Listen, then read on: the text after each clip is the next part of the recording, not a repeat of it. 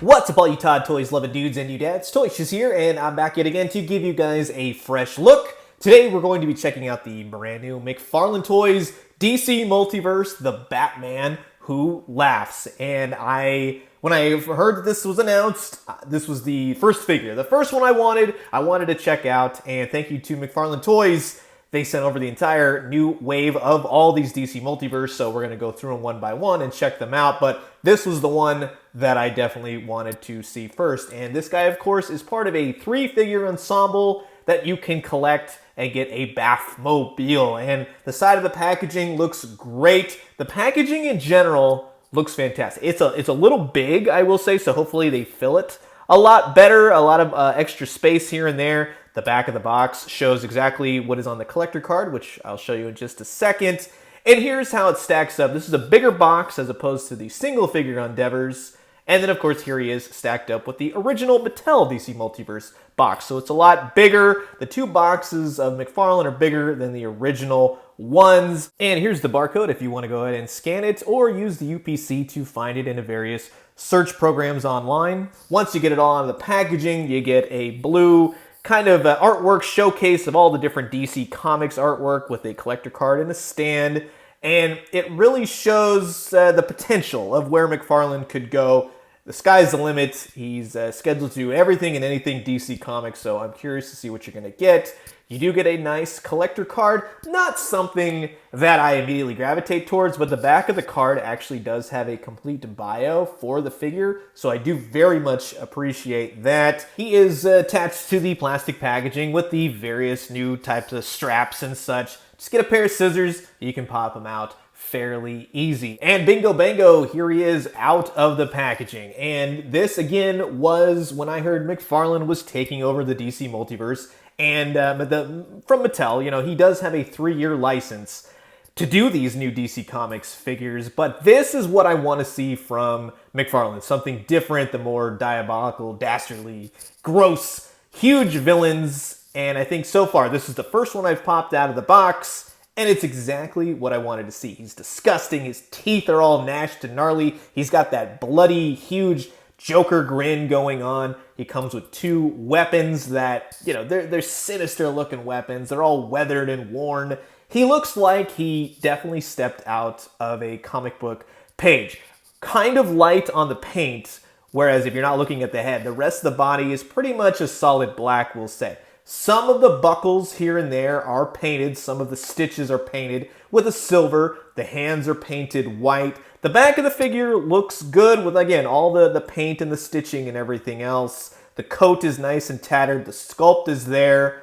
But the main thing everyone is curious about is how does the articulation really stack up? Well, let's take a look right now. Now, in terms of the articulation on this guy, I'm pretty impressed because I was kind of thinking that he was going to be hindered a lot. And there is one main hindrance, I think, which a lot of people have been looking forward to. But I do especially like that the head is on 2 ball joints, basically a top and then a bottom. And he does have this collar piece. And then, of course, he has these like spikes things from his helmet that he wears. So you would kind of think that it would hinder it a bit, but you can actually get some really good head rotation out of it. I mean, he can look straight up, so where, you know, it's exactly the kind of look, I think, for the Batman Who Laughs, and it's achieved greatly. I mean, even in looking down, he looks down fantastic. So I think that extra little basis of articulation really helps in working with parts. Let's say like a female had her hair.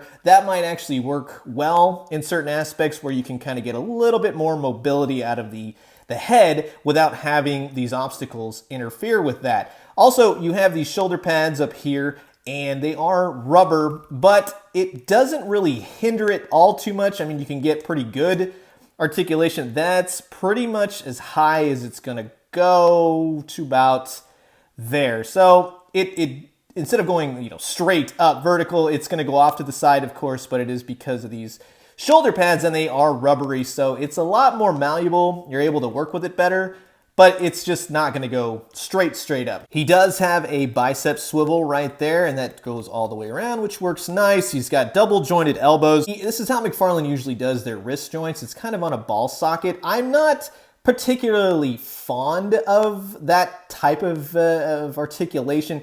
It's not bad, and I think that with the aesthetics of this particular figure, it kind of blends a little bit better. But when we look at the other figures, I will be sure to point it out. It works with some, but on others, it's very noticeable, and it's a little bit off. But it does allow for some pretty good articulation of the actual wrist. You can turn it, you can go up and down. So the ball joints do work, but I think aesthetically, it's not the most appealing, attractive, I would say.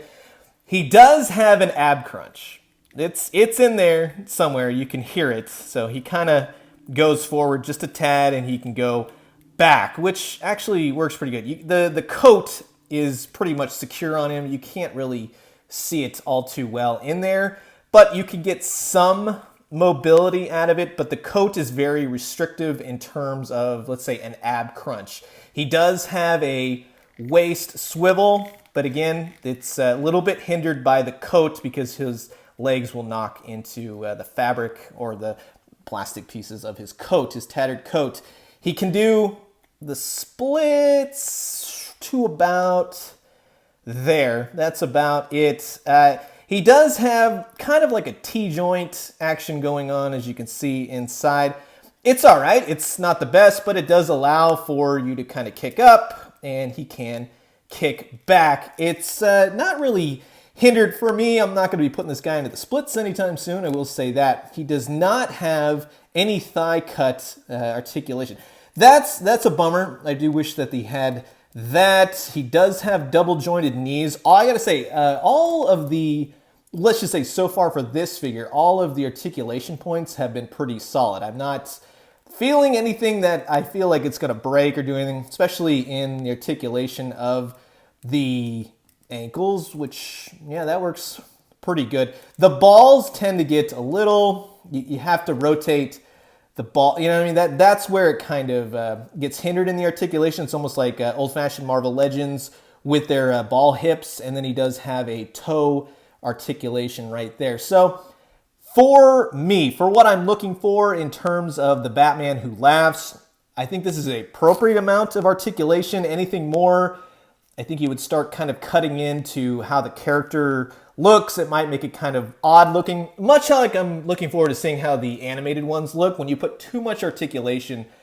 I think you sacrifice sculpt a lot of the times. And Todd McFarlane, being an artist, he knows that too much articulation, too much going on detracts from the look of the figure, and he's all about more of the look of the figure over articulation. In terms of the weapons, you get these two scythe type weapons.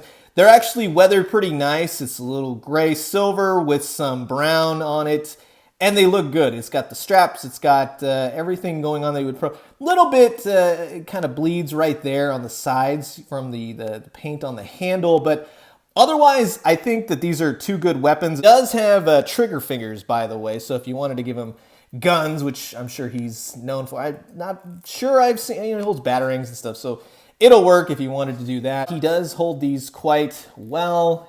Just kind of slip them in his hands. Nice tight grip.